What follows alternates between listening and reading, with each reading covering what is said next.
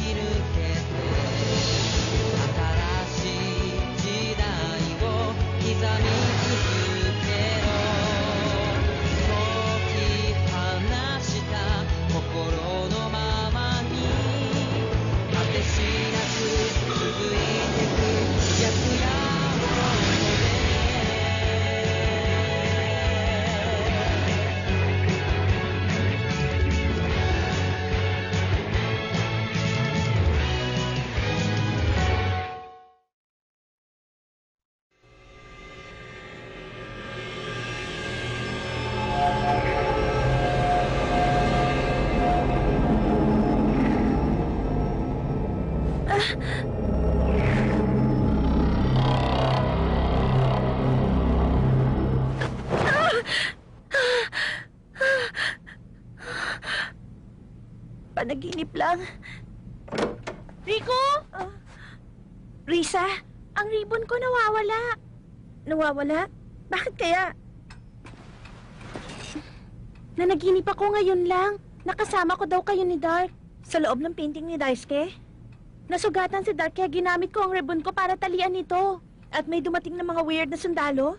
Oo, tapos kinalong nila tayo sa selda. Pagkatapos nung niligtas tayo ni Daisuke. At idinrawing ni Daisuke ang loob ng kwarto mo. Ang ibig sabihin nito, hindi tayo na naginip. Pero ano kayang ginagawa ni Daisuke sa lugar na yun? Hindi ko alam. At naguguluhan din ako sa nangyayari. Naaalala mo ba? Hindi ba naiwan pa si Daisuke dun sa mundong yun?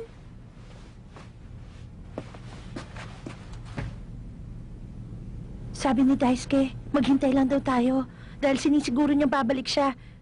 Kaya naniniwala ako sa pinangako niyang yon. Ang second hand of time. Dark, ano bang nangyayari? Nagkahiwalay kami ni Daisuke. Nawala ang kontak namin sa isa't isa. Paano? Hindi niya naririnig ang pagtawag ko sa kanya. Hindi ako makapasok sa katawan niya. At hindi ko rin maramdaman ang presensya niya sa loob ng painting. Huwag mo hawakan! Sa pagdala ko ng painting dito, ito ang nangyari. Pagdating ko rito, ganito na ang itsura niya. At paghawak ko rito, nagsimula na itong tumago sa balat ko. Okay lang bang braso mo, Dark? Masakit ba? Hindi naman. Sandali lang, gagaling na rin ito. Anong klaseng kulay ito? Itim na itim. At nasa loob nitong anak ko.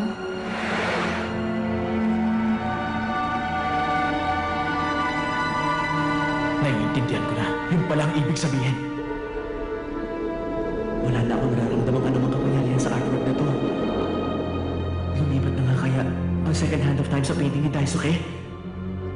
Ang talento ng angkan ng Hikari ay naging isang sumpa sa kanila.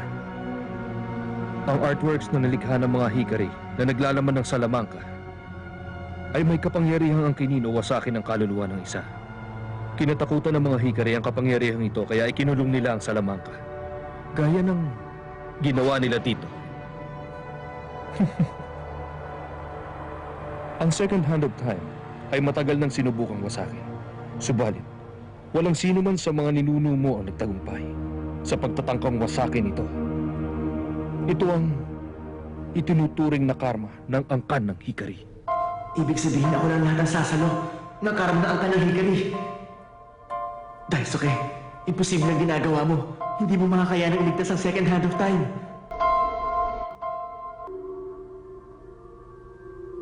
Masaya ka pag naiiwan ka. Naniniwala ko sa'yo.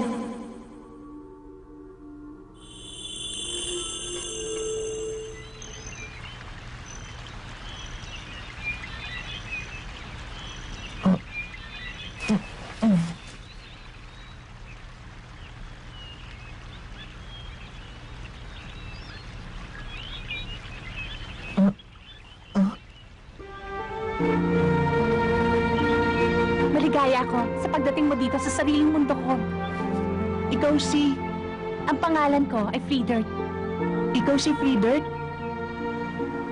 Alam mo ba, kailan lang may nakilala rin akong Friedert sa isang lugar na maraming snow, pero magkaibang itsura niyong dalawa. Siya mismo ang tinuturing na second hand of time. Ang second hand of time? Pero nakakasiguro ko na siya si Friedert. Alam ko, dahil shy ako. Pero hindi kami iisa. Nasaan ba tayo ngayon? Sa bayan kung saan ako tumira. Ang bayan sa alaala ko. Pero malapit na itong mawala. Ang mundong ito at ako. Ang second hand of time rin ay malapit na mawala. Pero bakit kaya niya ako tinawag dito sa mundong ito? Dahil kailangan ka namin. Sabi ng second hand of time, may isang bagay daw na wala ng ibang makakagawa kundi ako lang. Alam mo ba kung ano yun? Alam ko, dahil ang mga painting mo kasi may kakaibang buhay. Buhay? Oo. Hindi mo alam na bibigyan mo ng lakas sa mundong ito. Kaya nga nakakapamuhay kami ng ganito dito sa mundong ito. Ganun ba? Alam na alam ko ang tungkol sa mundong ito. Ang buhay mo ay isang kwento sa mundo namin. Ice and Snow ang pamagat ng kwento. Ice and Snow. Ang tunay na pamagat nito ay Ice and Dark. Isang mas masakit at mas mabigat na bersyon ng kwento. Ang pagkakaalam ko, lahat ng kopya nito ay sinunog. May salamangka ito tulad ng sa artworks. Artworks na may taglay na Salamanca? Ang second hand of time? Ganun din? Oo, tama ka. Yun ang pinuntirya ng Cultural Revolution. Muli itong isinulat at iniba ang totoong kwento. Iba? Ano ba ang totoong kwento nito?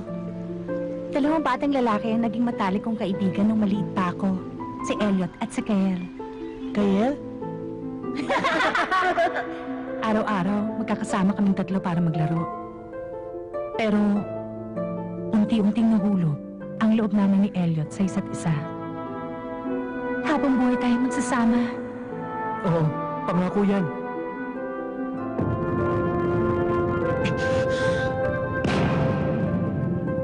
Nagsimula ang digmaan. Para maprotektahan ang kanyang sarili, isang espada ang binigay ni Friedert kay Elliot. Isang umaga bago tumungo sa digmaan, si Elliot ay nakipag-usap kay Kael na nooy matalik niyang kaibigan upang ibilin na alagaan si Friedert. Babalik ako agad kapag pwede na. Habang wala ako, pakialigaan si Friedrich. Oo. Huwag ka mag-alala, akong bahala. Paprotektahan ko siya kahit na ano mangyari.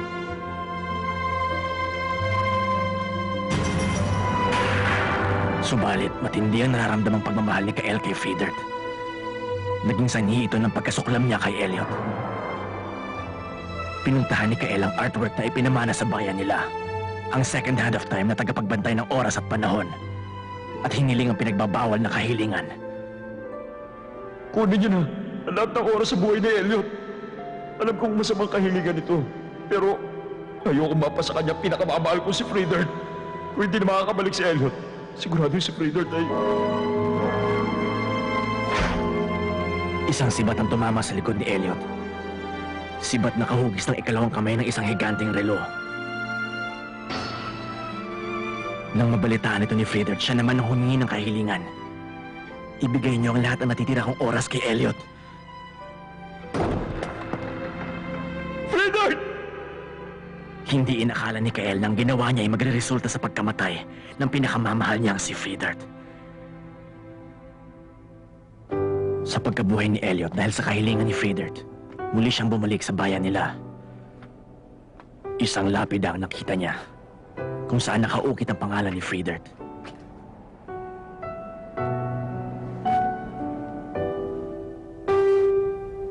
Kung ang liwanag ni Friedert ang nagbibigay ng buhay sa akin, isosoli ko ang liwanag na ito sa kanya.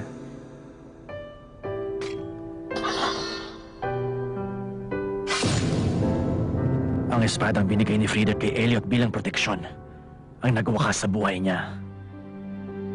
Sa paanan ng second hand of time kung saan siya nakalugmok, isang kakaibang uri ng liwanag ang kumawala mula sa espada.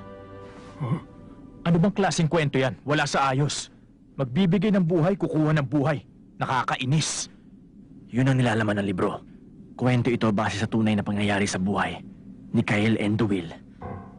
Ang mismong Kyle sa kwento? Oo, siya nga. Siya ang sumulat ng kwento ng Ice and Dark. Pero ano nangyari sa kanya pagkatapos? Dahil sa paghingi niya ng ipinagbabawal na kahilingan, ang lahat ng natirang oras sa kanya ay pinanghawakan na ng second hand of time. Patuloy na, naghirap ang kalooban niya dahil sa pagsisisi. Matapos niyang isulat ang buong kwento, bilang pag-amin sa kasalanan niya at upang malaman ang lahat, binawi na ang kanyang buhay. Ang espadang ginamit ni Elliot, ang siyang kinilalang Linkpin of Time. Hindi kaya yun ang maaaring... Isa na namang likha ng mga hikari? Oo. Ang susi upang mabawi muli natin si Daisuke ang espadang yon. Kung gano'n, saan natin pwedeng mahanap ang Linkpin of Time na yan? Sa pagkawala ni Kyle, hindi na nalaman ng mga tao kung saan to napunta. Baka mahirapan tayong mahanap ang espadang to ngayon. Hindi tayo dapat mawala ng pag-asa. Towa! Tama! Alam kong madalas ako nagkakamali, pero gagalingan ko na ngayon. Papa, ipakita natin sa kanilang kahusayan ng pamilya natin. Hanapin natin ang espadang yon. Sige.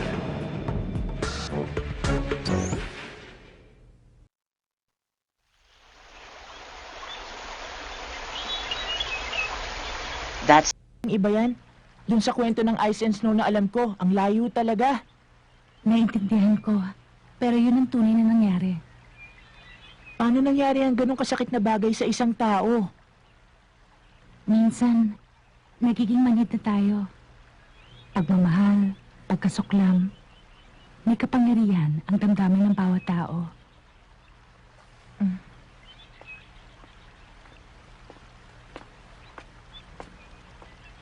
Isang pagkakamali na pagbigyan si Frieder sa kanyang kahilingan.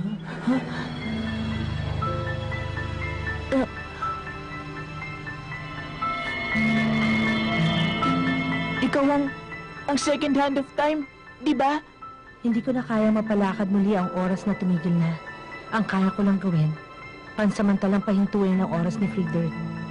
Simula noon, naging iisa na lang kami ni Frieder. Isa lang kayo? Parang kami ni Dark. Iniligtas ko siya mula sa dilim ng kamatayan at iniligtas naman niya ako mula sa kamay ng mga hikari. Hikari? Oo. Ang angka ng hikari ay lumilikha ng mga artwork na may salamangkang taglay. Ang mga taong ito na lumikha mismo sa akin, ang siya rin nagbalak na wasakin ako. Naramdaman ng mga hikari ang matinding pagmamahal ni Frieder, kung kaya nakaligtas ako sa tuluyang pagkawasak.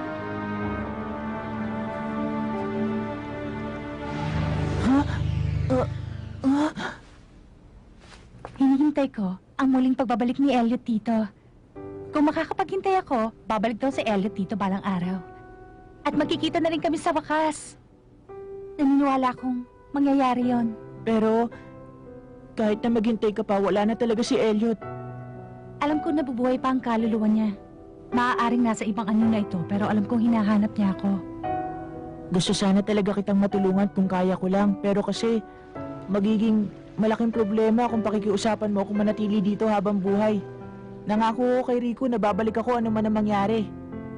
Hindi ako magpapasama sa'yo dito habang buhay. Si Rico ba ang taong nasa puso mo? Ha? Nakakatuwa ka. Mabuting tao ka. Gusto kita.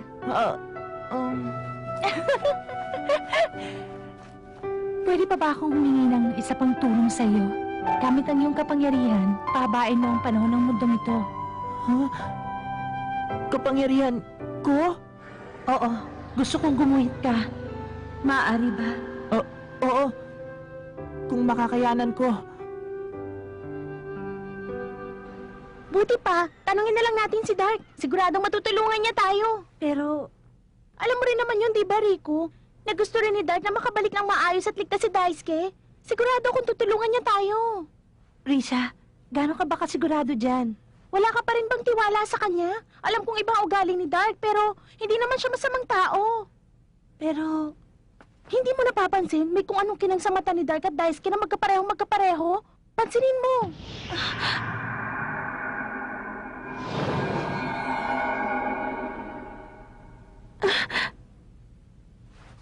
Kailangan ko na pumasok sa school. Hihintay ko si Daisuke.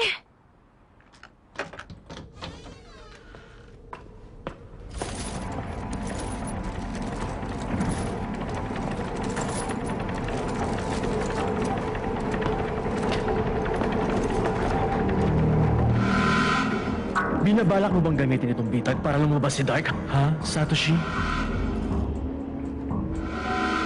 Kalokohan niyang iniisip mo, hindi tama para sa atin at hindi rin maganda. Isa yung bagay na hindi magagawa ng dating Satoshi. Hindi ka pumapayag na masaktan para sa kapakanan ng iba. Wala kang pakialam sa iba at hindi ka nagpapaapekto o nagiging malapit sa sino man. Tumahimik ka! Ganun pala.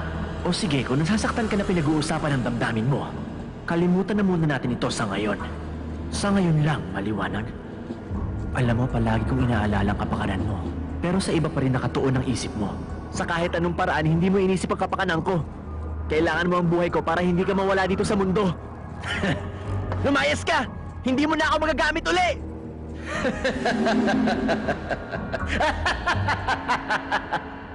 Mabubuting tao ang mga ninuno ko. Ginusto lang nilang lumikha ng mga gandang mga bagay. Pero ang kagandahan yun ay umakit ng kaluluwa ng mga tao at nagbigay buhay sa isang salamangka. Gusto kong ipakita sa lahat ng tao na hindi lahat ng nilikha ng mga hikire may taglay na kasamaan. Sapat ng ebidensya ang pagkakalipot ng second hand of time sa painting ni Daisuke. Sa susunod na makita ko si Daisuke, yun ang iisipin ko.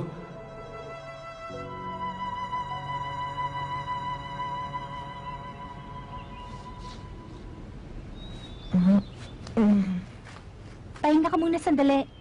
Oo, kaya lang matatapos na eh. Huwag mo masyadong pagurin ng sarili mo. Hindi kailangan. Huwag ka mag-alala. Namumutla na siya. Ang pakiramdam na to, naramdaman ko rin dati. Oo nga, nung nagdo-drawing ako kasama si Rico, pareho sila ng paraan ng pagtingin sa drawing ko. Ay, gusto ko na talaga makita si Rico. Sabi ko na nga ba, imposibleng manatili ang isang tao dito ng matagal. Pag nagkataon, ang buhay na ay maaaring. Ha? Ang mga bulaklak? Ano to, Free Dirt?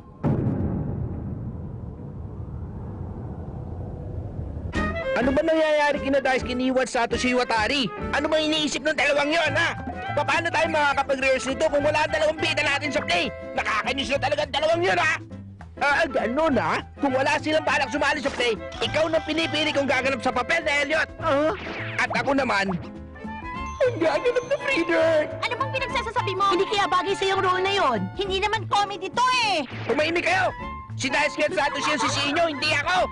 Pag ikaw ang gumawa ng role, masisira lang ang play natin. Uy, teka, sakay mo nito! Sabi na sa'yo eh. Uy! Sino? Hindi ka marunong. Halika na. Teka, ano ba? Bumalik kayo!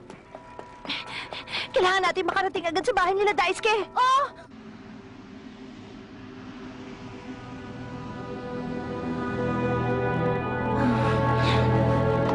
Alam ko na kung saan matatagpuan ang espada. Ano? Saan? Sabihin mo, Towa! Hindi ko masyado maintindihan. Noong una wala akong kahit na anong maramdaman mula rito. Tapos bigla na lang ang lakas nito. Kakaiba yan. Maaring isa yung bitag. Pero ito lang ang nag-iisa nating clue. Ang mabuti pa, subukan na kung mapapakinabangan ng clue na yan. Bilisan mo na, Dark. Dali mo na ang painting. Hintayin mo naman ako, Rico! Kasi naman ang bagal mo, Risa! Pero kasi... ano nangyari? Si Dark! Ha? Halika, Rico! Sundan natin! Pero sigurado akong alam na ni Dark kung saan pwedeng matagpuan si Daisuke. Mauna na ako! Sandali lang!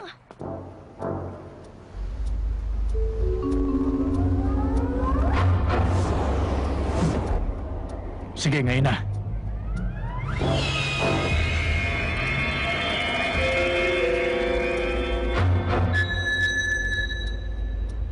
Hindi na ako makapaghintay.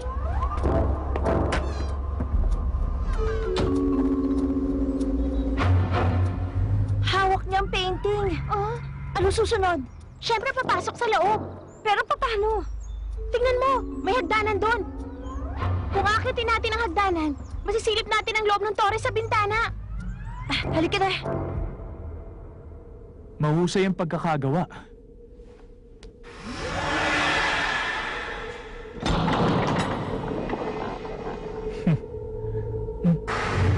Ang limpin of time.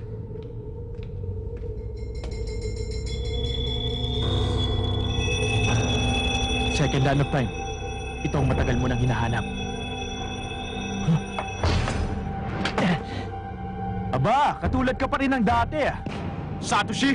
Si Satoshi yan ah! Pero bakit? Makinig ka sa akin, Dark! Wala na tayong oras! Gawin mo na ang kailangan mong gawin!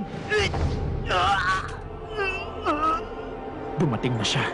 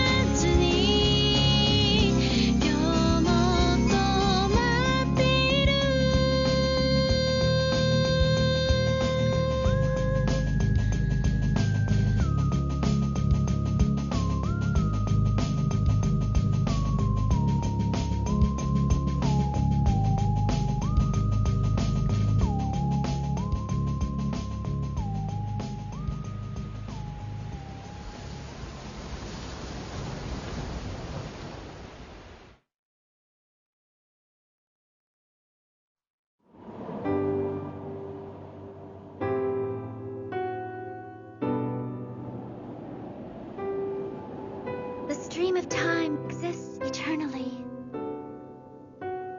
People's feelings also exist eternally. But snowfall